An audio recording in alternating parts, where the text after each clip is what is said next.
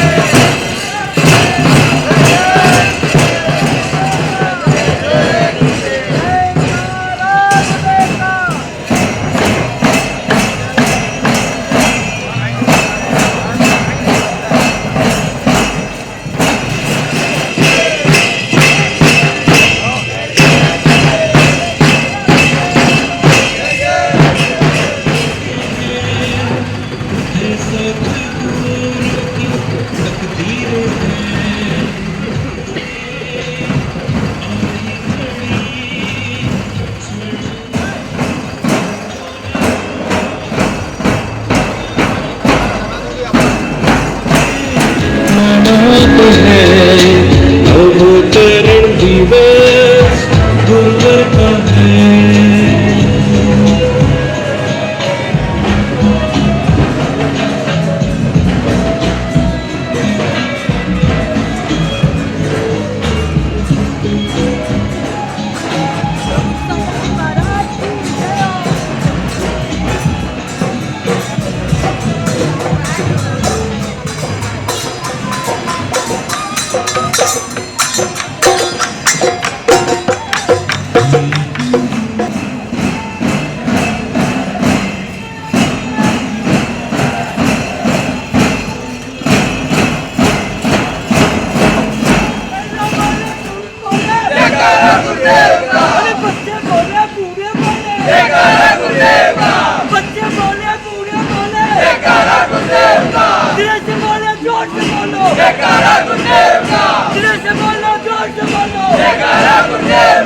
हम भी बोलो तुम भी बोलो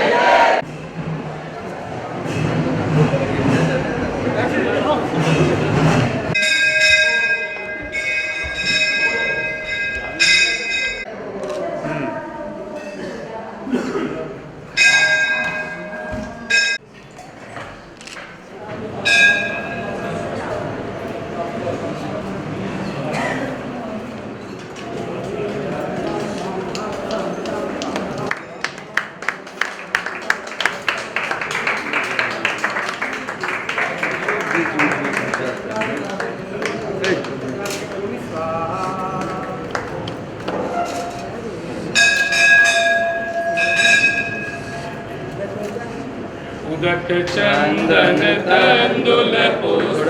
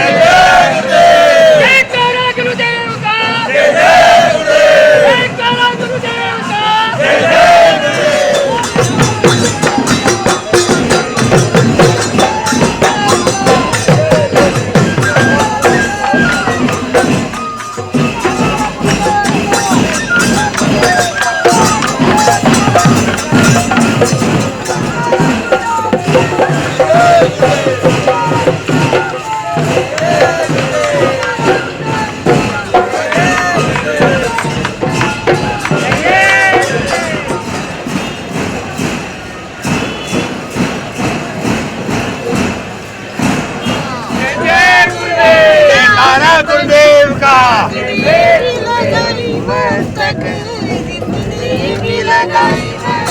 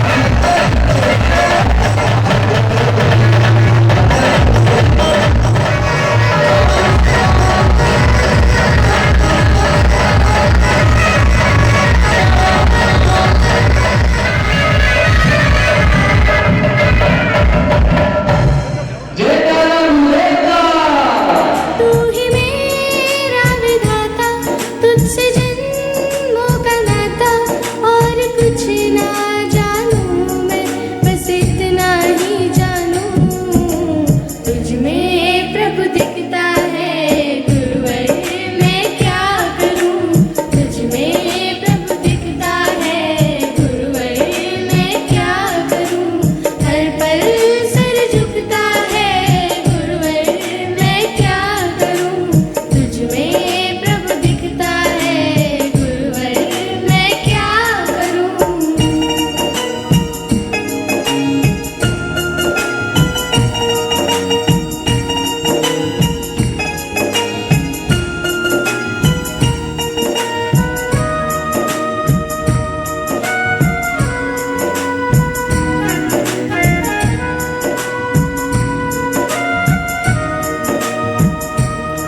ज्योत से ज्योत जलाते रहो, धर्म की गंगा बहाते रहो, धर्म की गंगा बहाते रहो। इनको फूलों की माला पहनाओ, इनके स्वागत में सब गीत गाओ। इनको फूलों की माला पहनाओ। स्वागतम स्वागतम आपका स्वागतम, लाए सौभाग्य है आपके ये कदम। स्वागतम स्वागतम आपका स्वागतम, अभिनंदन करते हैं हम, स्वागत करते हैं, अभिनंदन करते हैं, अभिनंदन करते हैं। और पूरी दिगंबर जैन पंचायत गुवाहाटी हमारे ऐसे परम श्रद्धेय डॉक्टर वीरेंद्र जी हेगड़े, इनका बहुत बहुत स्वागत बंदन अभिनंदन करती है। मैं अभिनंदन इस पत्र को पढ़ रहा हूं। ओम भ्रूम पुष्पदंत गुरुवे नमः। राज ऋषि राजसभा सदस्य धर्माधिकारी धर्मस्थल कर्नाटका। धर्म और कर्म दोनों को साथ लेकर चलने वाले आप राज ऋषि हैं। धर्म और कर्म दोनों को साथ लेकर चलने वाले आप राज ऋषि हैं। परिवार और परमात्मा को साथ लेकर चलने वाले आप गृह ऋषि हैं। राजनीति और समाज नीति को साथ लेकर चलने वाले आप गुरु ऋषि हैं। राजा और रंक, अमीर और गरीबी का भेद मिटाने वाले आप कुबेर ऋषि हैं। एक बार जोरदार ताली बजाइए। श्रावक और श्रमण का सत्कार करने वाले आप सम्यक दृष्टि ऋषि हैं। शिक्षा और स्वास्थ्य को संस्कारित करने वाले एवं अहिंसा मय बनाने वाले आप महान ऋषि हैं। ऋषियों जैसी संस्कृति सादा एवं सरल जीवन, जगत कल्याण की भावना वाले आप धर्माधिकारी हैं। पूज्य आचार्य प्रमुख सागर जी मुनिराज के 50वें स्वर्ण जयंती पर आप गुवाहाटी पधारे। गुवाहाटी समाज आपका हार्दिक स्वागत एवं अभिनंदन करती है तथा नेमिनाथ भगवान से आपके धर्म भाव की सदा वृद्धि की कामना करती है।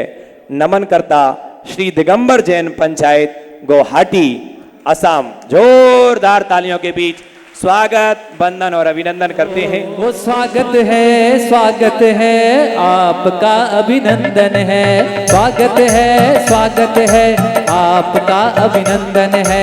स्वागत है आपका, अभिनंदन है। स्वागत है।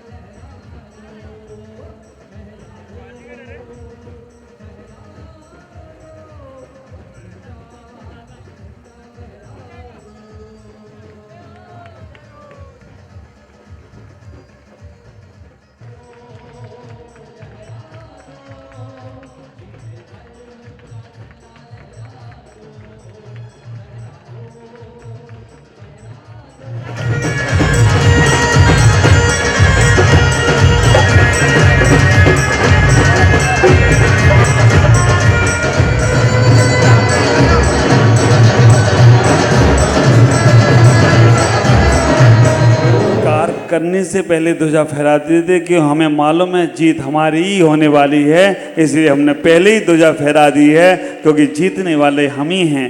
क्योंकि जो कर्म को जीतता है, दूसरों को जीतता है, उसे वीर कहते हैं, और जो स्वयं को जीत ले उसे महावीर कहते हैं। जो जय Jainendra. This is doctor Manish Bishnoi. I am Asia head golden book of world records. Golden book of world records एक ऐसी कंपनी है जो देश और दुनिया भर के ऐसे कारनामों को, ऐसे अचीवमेंट्स को विश्व रिकॉर्ड के रूप में दर्ज करते हैं जो बहुत ही यूनिक हो, बहुत लार्ज स्केल पे हो रहे हों, या दुनिया में पहली बार हुआ हो। और मुझे बहुत खुशी है कि आज मैं आचार्य श्री 108 प्रमुख सागर जी महाराज श्री के सम्मुख यहाँ पर आपके बीच में हूँ। और मैं यहाँ पर हूँ, इसका मतलब ही है कि कुछ न कुछ विशेष कारण हुआ है जो golden book of world records में स्वर्णाक्षरों में अंकित होने वाला है। सबसे पहले तो मैं ये कहूँगा कि आचार्य श्री का 50वां जन्म दिवस रहा है ये वर्ष उनके लिए, इसके लिए मेरी तरफ से बहुत बहुत शुभकामनाएं। और सबसे पहला एक मैं और कहना चाहता हूँ कि रिकॉर्ड्स लोग मेहनत करते हैं और बनाते हैं, बहुत कुछ उसके लिए एक्टिविटीज़ करते हैं ताकि रिकॉर्ड बन जाए। लेकिन कुछ संत, कुछ महात्मा, कुछ विशेष लोग ऐसे होते हैं कि वो रिकॉर्ड बनाते नहीं हैं। उनके जो कर्म होते हैं वो इतने अलग होते हैं, इतने विशेष होते हैं कि वो अपने आप में विश्व रिकॉर्ड बन जाता है। प्रमुख सागर जी महाराज का एक ऐसा ही काम है जो उन्होंने बहुत निस्वार्थ भाव से किया है, एक अलग ही भावना से किया है। और जब हमको उसके बारे में पता चला तो golden book of world records ने उसे एक विश्व रिकॉर्ड के रूप में दर्ज करने का प्लान किया है, और उसकी मैं आज यहाँ पर घोषणा कर रहा हूँ। मैं एक छोटा सा बात बताऊंगा। एक ऐसा स्थान है जिसको बोलते हैं जेल, वहाँ कोई जाना नहीं पसंद करता, क्योंकि माना जाता है वहाँ वो लोग रहते हैं जो अपराधी हैं, जिन्होंने गलत किया है। लेकिन सच्चाई ये है कि कई बार लोग आवेश में आकर, क्रोध में आकर कुछ ऐसा कर देते हैं कि उन्हें जेल में जाना पड़ता है। लेकिन वो एक ऐसा स्थान है जहाँ पर व्यक्ति के पास मोबाइल नहीं होता है, कुछ नहीं होता है, वो टोटली फ्री होता है। तो या तो वो प्रतिशोध की भावना में जल रहा होता है या अवसाद में चला जाता है। ऐसे व्यक्ति को अगर सही दिशा, सही मार्गदर्शन दिया जाए तो शायद वो जेल से निकलने के बाद अपनी ज़िंदगी को पुनः सामान्य बना सकता है। और शायद यही सोच रही है महाराज श्री की, इसीलिए उन्होंने एक ऐसा काम किया है जो अविश्वसनीय है, विश्वास नहीं होता है कि कोई ऐसा भी कर सकता है। वो ये है कि जून 1995 से लेकर अगस्त 2021 के दौरान प्रमुख सागर जी महाराज श्री टोटल 35 जेल्स में, इंडिया के पूरे देश भर में अलग अलग जेलों में विजिट कर चुके हैं। और वहाँ पर जो कैदी हैं उनको प्रवचन के माध्यम से अपने जीवन में क्या सुधार करना है और कैसे आगे बढ़ना है, इसकी शिक्षा दे चुके हैं। ये बहुत ही यूनिक है, बहुत ही अद्भुत है। इसीलिए इसे preaching session conducted in most jails, इस टाइटल के साथ आज golden book of world records में शामिल किया जा रहा है। ये बहुत ही यूनिक उपलब्धि है और मुझे नहीं लगता कि कोई ऐसा सोच के प्लान करके भी कर सकता है, लेकिन ये महाराज श्री के अंतर्मन से शायद आया। उन्होंने उन लोगों को सिलेक्ट किया जिनका कोई ध्यान नहीं देने वाला है, उनके लिए आपने आगे बढ़कर जेल में जाकर आपने प्रवचन दिए। ये बहुत बड़ा विश्व रिकॉर्ड है। बहुत से रिकॉर्ड हम देखते हैं लेके हैं, लेकिन ये जो विश्व रिकॉर्ड है बहुत मुश्किल, बहुत बड़ा, और शायद एक संत का स्वरूप अपने आप समझ में आता है कि क्या भावना है कि जेल में जाकर आपने प्रवचन दिए। इसीलिए आज महाराज श्री का ये जो अचीवमेंट है ये golden book of world records में स्वर्णाक्षरों में अंकित किया जा रहा है। गोल्डन बुक ऑफ रिकॉर्ड्स की सर्टिफिकेट प्रदान करते हुए श्रीमान मनीष जी। ओ हमें रास्तों की जरूरत नहीं है, हमें तेरे पैरों की। गोल्डन वर्ल्ड रिकॉर्ड, ये रिकॉर्ड तो ये बना रही इनके लिए हैं, हमारा रिकॉर्ड तो वहाँ बन गया हो तो कोई आश्चर्य की बात नहीं है। गोल्डन रिकॉर्ड तो मेरा वहाँ, लेकिन एक व्यवहार है इनका। और golden world record, book record के लिए इन्होंने इस पुस्तक को चुना। आपके पास पहुँचेगी वो पुस्तक, बहुत छोटे छोटे कोटेशन हैं उसमें। मैंने आचार्य श्री के साथ रहकर जो उनकी पुस्तकों में पढ़ा, जो उनसे सीखा, उन्हीं को एक एक लाइन में कोटेशन में दिया है, तो वो सब आपके पास पहुँचेंगे। और उस पुस्तक में 2800 कोटेशन है। 2800 कोटेशन उस पुस्तक में समाहित है। धर्माधिकारी डॉक्टर वीरेंद्र जी हेगड़े, चेयरमैन श्रीमान महावीर जी छाबड़ा साहब, उनके छोटे भाई सुरेंद्र जी हेगड़े, अध्यक्ष श्री महावीर जी गंगवाल, उपाध्यक्ष श्री कमल जी गंगवाल। ओ हम गुरु कैसे बताएं आप में क्या बात है, आपके आने से बरसी ज्ञान की बरसात है। हम गुरु कैसे बताएं आप में क्या बात है, आपके आने से बरसी ज्ञान की बरसात है।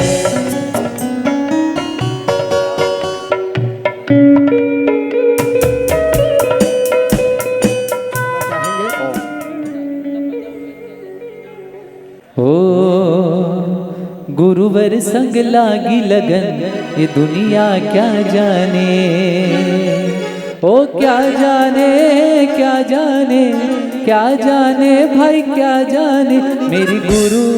मेरी गुरु संग लागी लगन, ये दुनिया क्या जाने। मेरी गुरु संग लागी लगन, ये दुनिया क्या जाने।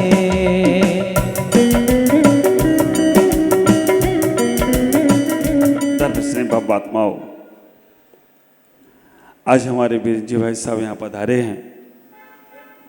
मैं कहना चाहूँगा, ನೀವು ಇಲ್ಲಿಗೆ ಬಂದಿದ್ದು ನಮಗೆಲ್ಲ ತುಂಬ ತುಂಬ ಖುಷಿ ಆಗಿದೆ.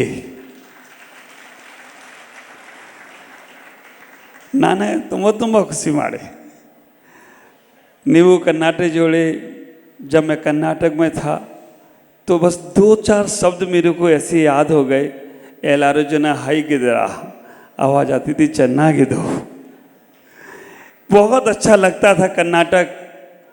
वास्तव में मैं हमेशा कहता हूँ, अगर तीर्थों में कोई तीर्थ देखना है तो सम्मेद शेखर तीर्थ है। अगर मंत्रों में मंत्र कोई देखना है तो नवोकार मंत्र है।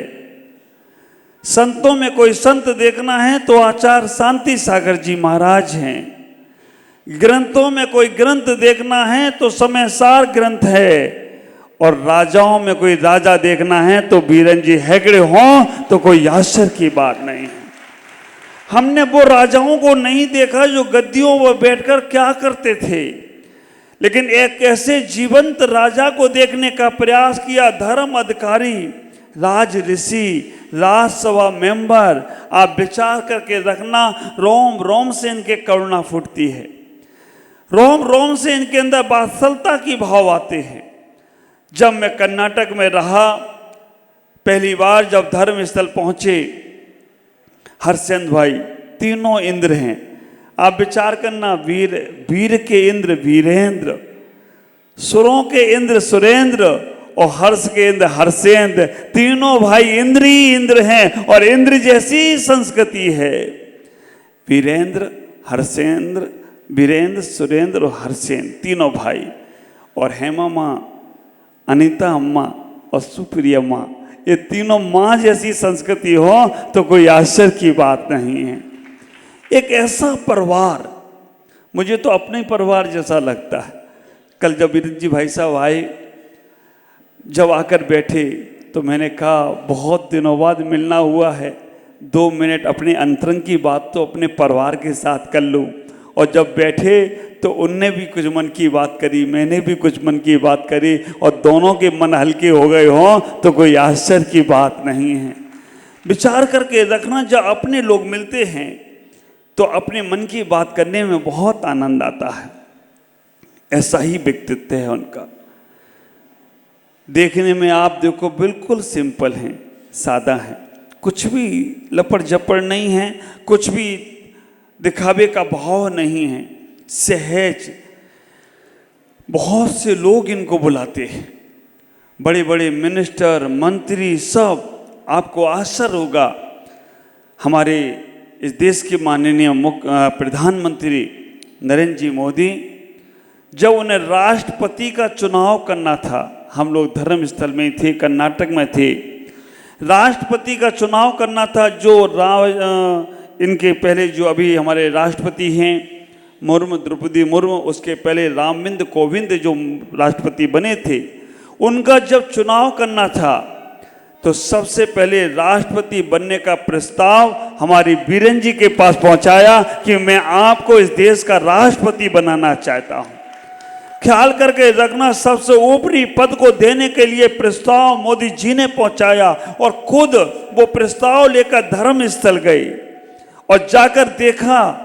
उन्होंने कहा हम देश को तो चला रहे हैं, लेकिन इतनी सुव्यवस्थित रूप से देश चलाया जा सकता है, उन्होंने धर्मस्थल में जाकर सीखा। इतना सुव्यवस्थित रूप से वहां का संचालन करते हैं।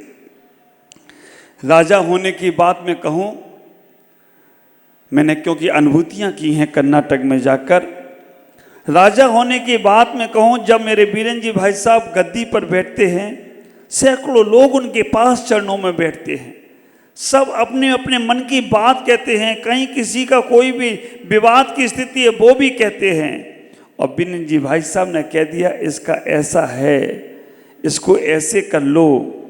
इनकी बात को कोर्ट कचहरी भी टालती नहीं है। जो बीरेन जी ने बोल दिया, जो हमारे हेगड़े जी ने बोल दिया, वो बात सर ऊपरी हो जाती है। मंजूनाथ की बड़ी कृपा है इनके ऊपर।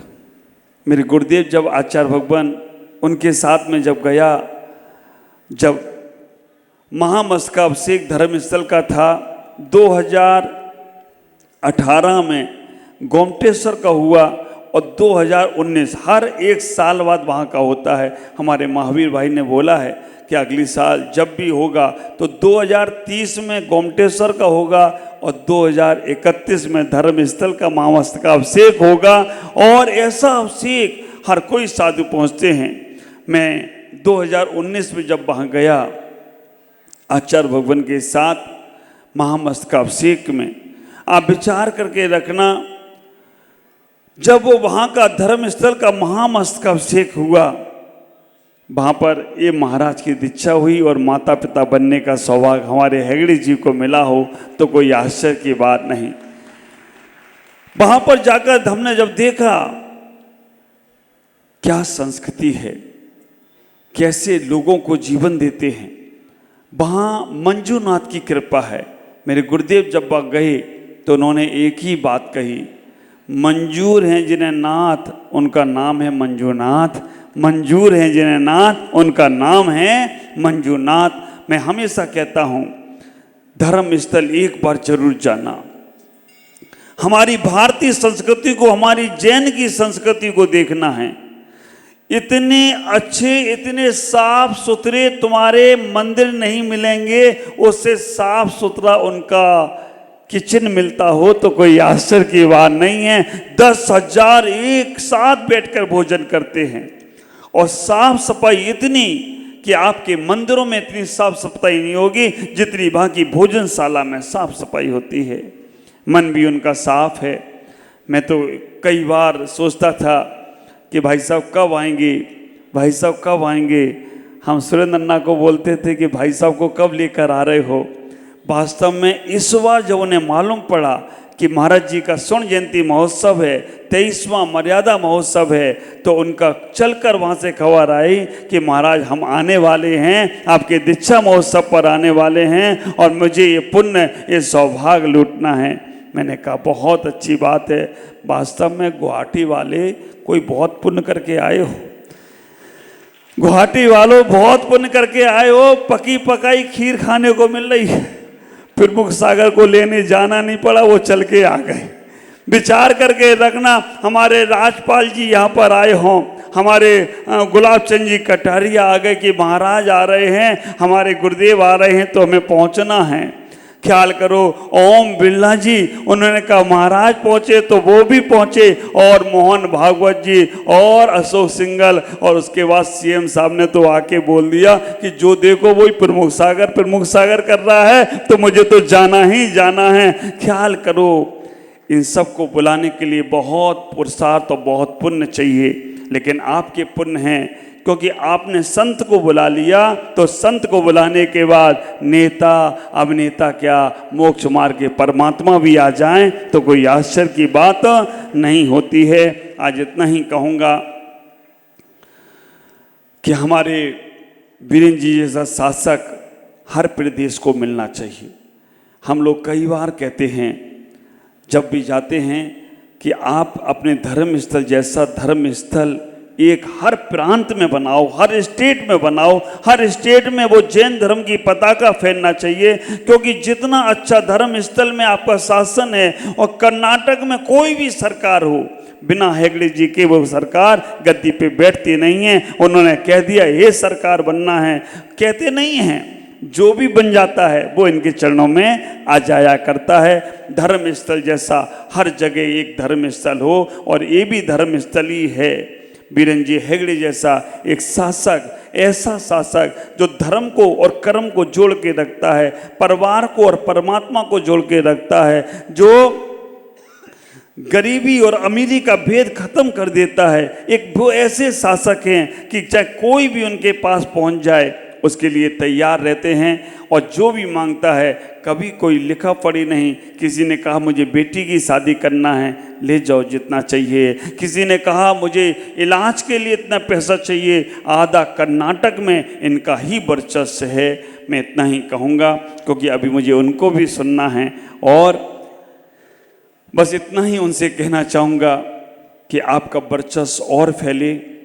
कर्नाटक में बाहुबली गोमटेश्वर में यहाँ से आसाम समाज ने, हमारे सुरेंद्र जी ने ही नींव रखी थी। गोमटेश्वर में एक गुवाहाटी भवन या आसाम भवन, आसाम भवन गोमटेश्वर में बनाया हुआ है, और ऐसा सुंदर भवन बनाया है, सारे कमरे लग्जरी और एसी कमरे हैं। तो मैं कहूँगा उसकी देख रेख समाज के हाथ में थी। वो शायद भट्टारक जी गए तो वहाँ पर उन लोगों ने मैनेजमेंट थोड़ा चेंज कर लिया, वो यहाँ की समाज पर रहेगा तो वो हमेशा हमेशा व्यवस्थित रहेगा। पूरा मैनेजमेंट उनका ये समाज, गुवाहाटी समाज संभालती है, वो रहे।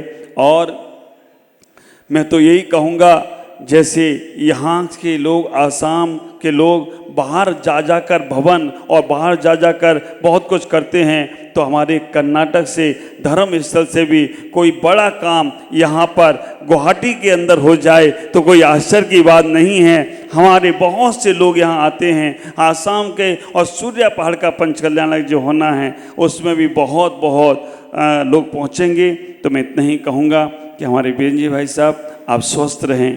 आपने संत के सानिध्य में आने का एक प्रयास किया, आपका जीवन बहुत आनंद रहे, और आप जैसा शासक हर जगह प्राप्त हो, जिससे बहुत समाज को और राजनीति को एक मार्गदर्शन मिले, जिससे सबका कल्याण हो। मेरा बहुत बहुत मंगलमय आशीष, और मुझे बहुत खुशी है कि आप यहाँ पधारे। समाज को बहुत खुशी है कि आप यहाँ पधारे, और हमारे सुरेंद्र अन्ना को मैं बहुत बहुत आशीर्वाद दूंगा, जो आप उनकी परछाई बनकर साथ साथ चलते हैं और उनको यहाँ तक लेकर आने का प्रयास किया। मेरा बहुत बहुत मंगलमय आशीष। लेकिन मैं एक मंगल कलश जरूर देना चाहूँगा जो हमारे भाई साहब के वहाँ पर हमेशा ऑफिस में रहेगा। सुरेंद्र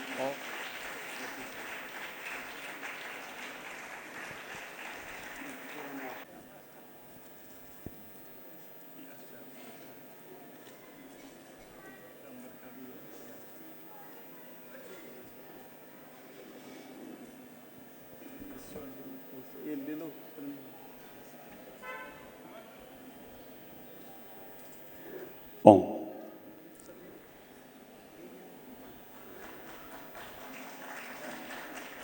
मरणोत्सव महोत्सव के उपलक्ष्य में डॉक्टर बीरेंद्र जी हेगड़े आचार्य श्री को चांदी का आशिका भेंट स्वरूप प्रदान कर रहे हैं। बाप रे, भाई साहब ने हमको जो चांदी के यहाँ पर दीपक भेंट करने का प्रयास किया है, और ये कर्नाटक की ही पहचान के दीपक है। तो भाई साहब से मैं यही कहूँगा, भाई साहब एक आप रखेंगे, एक हम रखेंगे, एक हम भाई साहब को भेंट कर रहे हैं, उनके मंदिर में रखेंगे। बहुत सुंदर। हेगड़े धर्माधिकारी धर्मस्थल, जोरदार तालियों से स्वागत करें। हमारे भाई साहब जब बोलना शुरू करेंगे तो बहुत शालीनता, बहुत हल्के से बोलते हैं, बहुत सुनने का प्रयास करें। बोलिए धर्मस्थल के चंद्रनाथ भगवान की जय, धर्मस्थल बाहुबली भगवान की जय। तो मैं प्रथम आचार्य श्री प्रमुख सागर जी महाराज जी को मैं नमस्ते नमस्ते नमस्ते त्रिवार नमस्ते कहता हूँ, और समस्त मुनि संघ को भी नमस्ते नमस्ते नमस्ते कहता हूँ। मेरा मातृभाषा है कन्नड़ा। आपने 2 शब्द महाराज जी से कन्नड़ के बारे में सुना है। तो मैं धर्मस्थल में बैठ के हर पल कन्नड़ा में बात करता हूँ।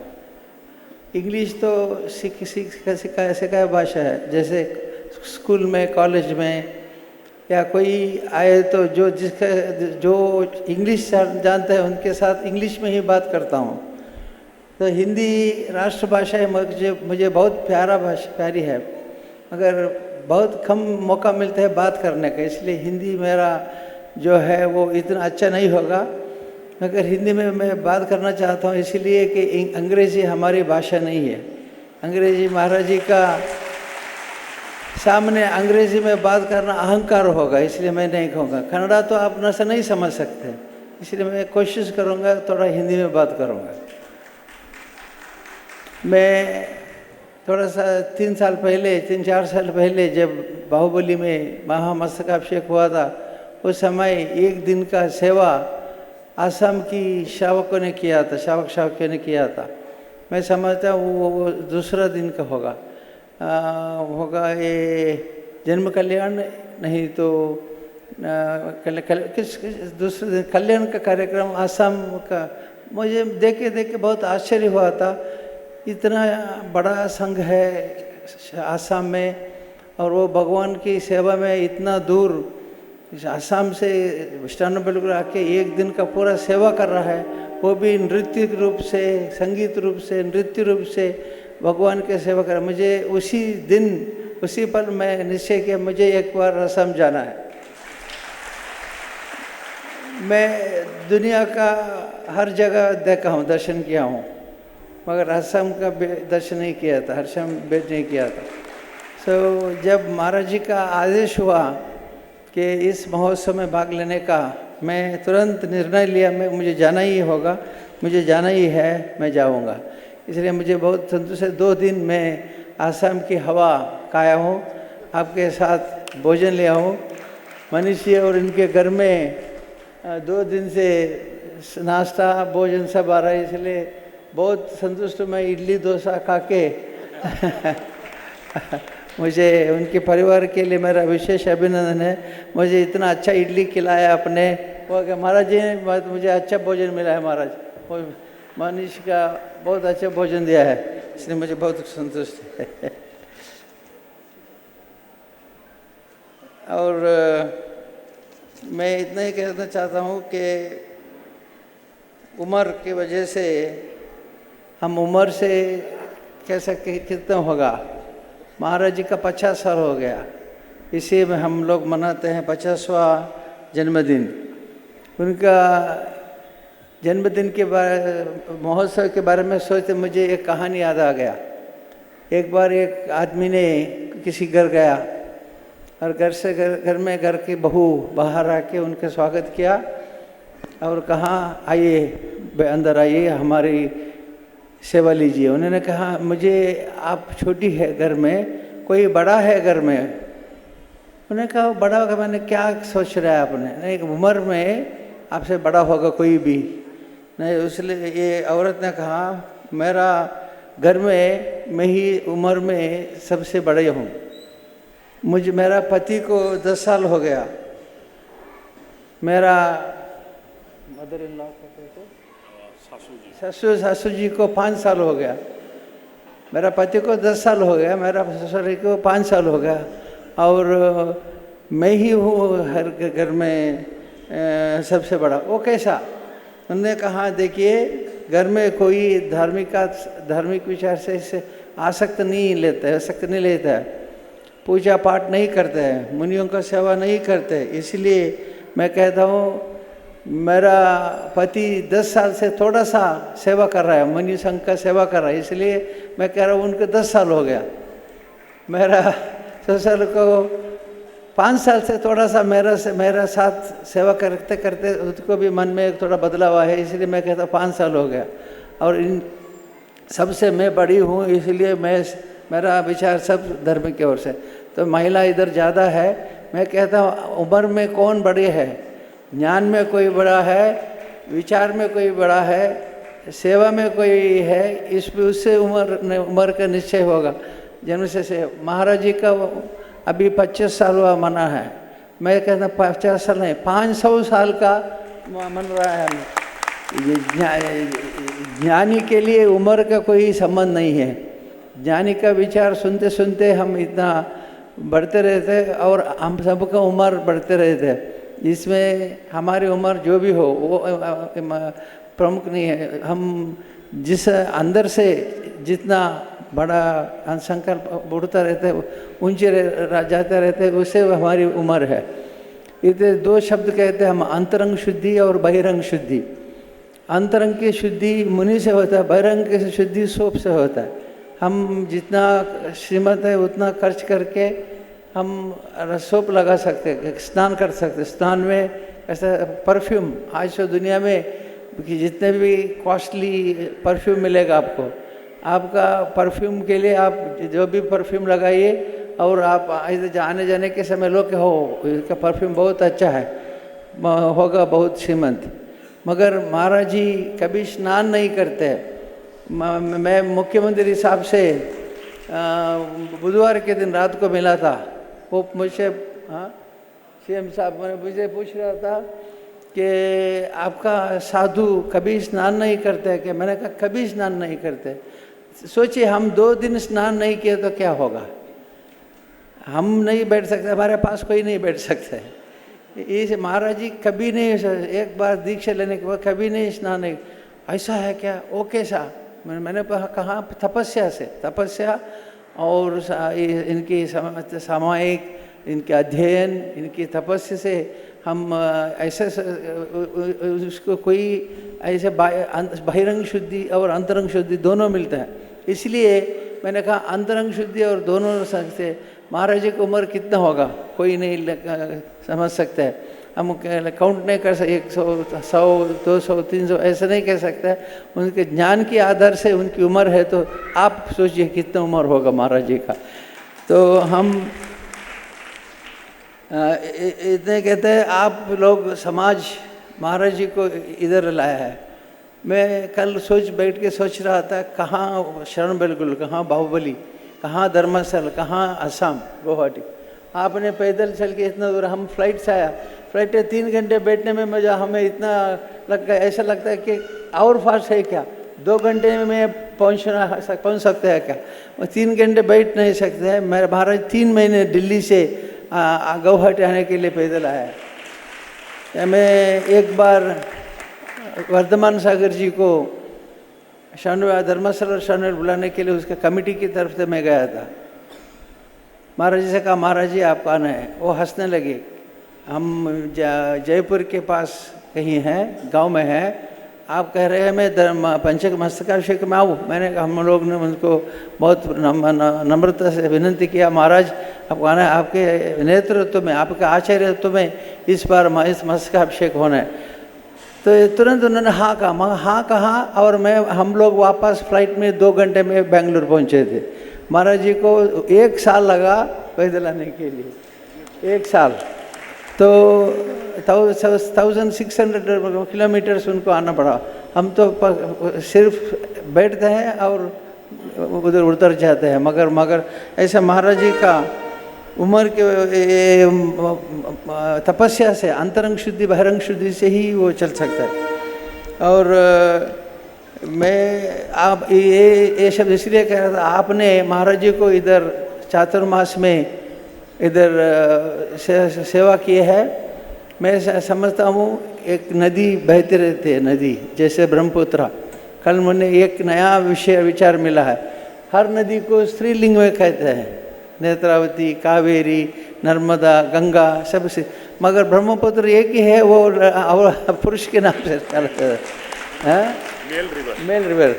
नहीं तो सब स्त्रीलिंग कहते, पुल्लिंग कहने का एक ही नदी है। तो ये नदी मनीष जी ने कहा, देखिए ऊपर अब देखे तो वो ऐसा लगता है कि कुछ नहीं हिलता है, मगर अंदर से इतना स्पीड से वो नदी जा रहा है, आप सोच में नहीं, बहुत स्पीड से नदी जा रहा है। तो जैसे नदी के बहुत डैम कंस्ट्रक्शन कर देते, जैसे पानी को रुकावट, और 4 महीने जब पानी कमी हो जाता है उस समय इस पानी को छोड़ देते। ऐसे महाराज जी को आपने 4 महीने इधर सेवा करके महाराज जी से ज्ञान का धारा सुना है। और मैं समझता हूँ ये 4 महीने के बाद जब महाराज जी इधर से व्यवहार होगा, आपको आपके ज़िंदगी भर पूरा ये ज्ञान का धारा बहती रहेगा। और मुझे इतना खुशी है कि मैं और मेरा भाई सुरेंद्र भाई दोनों इधर आए, और 2 दिन कल पूरा इधर शहर का जो स्थान है उधर दर्शन किया, और महाराज जी का दर्शन हुआ, मंदिर का दर्शन हुआ, और आपके साथ 2 दिन इधर रह के आपका धर्म दृष्टि को मैं समझा। धर्म दृष्टि बहुत अच्छी है आपका, इसलिए महाराज भी इधर रुके हैं। और मनीष भाई वो 2 दिन से हमारे साथ रहा है और हमारी पूरा सेवा किया है, और हम इतना संतुष्ट है कि ऐसे नहीं लगा कि हम घर छोड़ के बाहर गए हैं। और ये आगे भी सेवा करने का बहुत उत्सुक है, जैसे समाज की सेवा करना, ये जैन धर्म की सेवा करना, और ये माइनॉरिटी, हम महाराज जी ने जैसे कहा हम माइनॉरिटी, बहुत छोटी सी 1% है हमारा, पूरा देश की जनसंख्या में 1% है, मगर हमें इतना गौरव मिलता है कि हमारी छरिया इतना अच्छा है, इसलिए हमें 1% हो तो 99% हमें गौरव मिलता है। ये हम कभी याद रखने का है। और मैं महाराज जी का ये जो धर्म चक्र विहार है, धर्म की विहार है, इससे हम 1% होते हुए भी अदर 99% इन्फ्लुएंस, जैसे अहिंसा दिन, महाराज जी ने अहिंसा दिन का प्रचार किया है, तो अहिंसा की प्रचार सारी दुनिया में हो रहा है। तो मनीष ऐसा चाहते हैं कि वो भी बहुत सेवा करने का उत्सुक है। मैं भी प्रार्थना करता हूँ उनकी माध्यम, उनकी जीवन में ऐसा मौका मिले कि समाज का और अन्य समाज का, देश का सेवा करने का मौका मिले उनको। और हमारे अध्यक्ष जी है, जो समाज के अध्यक्ष जी महावीर जी हैं, वो महावीर जी कल से मैं देख रहा हूँ उनकी श्रद्धा, उनकी सेवा की मनोदृष्टि। और बाहुबली उत्तर भारत, दक्षिण भारत में आए थे, वो दक्षिण भारत आके भी सेवा किया आपने। तो मैं आपसे और आपके लिए भी प्रार्थना करूँगा। मैं आखिरी में ज़्यादा हिंदी में बात करने की कोशिश नहीं करूँगा। मैं महाराज जी से आशीर्वाद मेरा और हमारी परिवार के लिए मांगूँगा। जब मेरा पत्नी थोड़ा बीमार थे 10 साल पहले, महाराज जी ने खुद मेरा भाई से कहा, देखो कुछ नहीं होगा, वो सब ठीक हो जाएगा। हॉस्पिटल में एडमिट करता वो, उन्होंने कहा कुछ सोचो मत, ठीक हो जाएगा। और महाराज जी ने उन्हें बोला, कहा कि मैं उनके लिए हर रोज़ जापूँगा और प्रार्थना करूँगा और आशीर्वाद देते रहूँगा। अभी वो 10 साल 15 साल से बहुत ठीक है, बहुत सेवा कर रहा है, हमारे ग्रामीण विकास में बहुत सेवा कर रहा है। इनकी मन में ज्ञान विकास, एक नया शब्द है, ज्ञान विकास। महिलाओं का 50 लाख महिलाओं हमारे संघ में है, 50 लाख। और इन सब लोगों को ज्ञान विकास करना उनकी एक काम है। दूसरा, हेमावती ऐसा करते हैं कि जो बूढ़ा है घर में, अकेला है, वृद्ध है, कोई उनकी देखभाल करने का कोई नहीं है, उनको देखभाल वो करते हैं। हमारी कार्यकर्ताओं के सामने हमारी कम से कम 25,000 कार्यकर्ता है, उनके माध्यम से सेवा। उनके कहते हैं घर बनाने का भी एक नया प्रोग्राम है। इसे कैसे वात्सल्य, हमें गांव में ये अकेला औरत है, अकेला वृद्ध है, तो उनको नया घर बनाएंगे। ये नया घर बना के घर में उनको रखेंगे और उनका हर रोज़ का आहार के लिए भी व्यवस्था होगा। उसको पुष्टि कहते हैं, पुष्टि मैंने शक्ति देने का आहार भी देगा और हर महीने उनको पेंशन भी देगा। अभी कम से कम 15,000 ऐसे औरतों को हर महीने पेंशन भी मिल रहा है, खाना भी मिल रहा है, रक्षा भी मिल रहा है। ये सब महाराज जी का आशीर्वाद से, महाराज जी का तपस्या से उनकी उम्र बढ़ गई और उनका आयुष्य बढ़ गया और उसके साथ साथ महाराज जी का आशीर्वाद से वो सेवा करने का मौका मिला। तो मैं और मेरा भाई की तरफ से मैं आप सबका बहुत आभारी हूँ। आप इतना विश्वास रखा है, प्रेम दिया है और हमें बहुत प्यार से आपने हमें, मैं कह रहा बहुत साल से आसाम आने का सोच रहा था। एक बार इधर आके नौगांव में हमारा इंस्टीट्यूट है, नौगांव में हमारा एक संस्था है बेरोज़गारी का ट्रेनिंग देने का, बेरोज़गारों को ट्रेनिंग की संस्था है नौगांव में। बहुत बार उन्होंने बुलाया था नौगांव आइए इनाग्रेशन के लिए, मैं नहीं आऊँगा। तो बाद में जून जुलाई अगस्त में बारिश इधर मत आइए, उन्होंने कह रहा था आप मत आइए बारिश ज़्यादा है। तो कब आऊँगा? अक्टूबर के पास बाद दीपावली और नवरात्रि का मेला होता है, तो मंदिर में काम होते हैं, मैं नहीं आ सकूँगा। तो इस बार अधिक मास के अनुसार 1 महीने आगे चला नवरात्रि अगले सोमवार से शुरू होने वाला है, इसलिए मुझे 1-2 दिन का इधर आने का मौका मिला, महाराज जी की सेवा करने का और आपके साथ 50 साल का मनाने का मौका मिला। मैं आप सबको बहुत धन्यवाद देता हूँ। हमारे गांव के पास एक वेणूर नाम की एक क्षेत्र है, उधर भी 300 साल पहले का बाहुबली मूर्ति है। तो मैं आप सबको अगले मार्च फरवरी में महोत्सव चल रहा है, आप सबको आमंत्रण देता हूँ। आप सब आइए और महाराज जी का साथ आप धर्मस्थल आना चाहते हैं। मनीष जी कह रहे थे मैं आपका इधर प्रतिनिधि हूँ, जो भी धर्मस्थल आना चाहता है आप मुझसे बोलिए, मैं आपको धर्मस्थल दर्शन कराऊंगा और बाकी सब क्षेत्र की दर्शन कराऊंगा।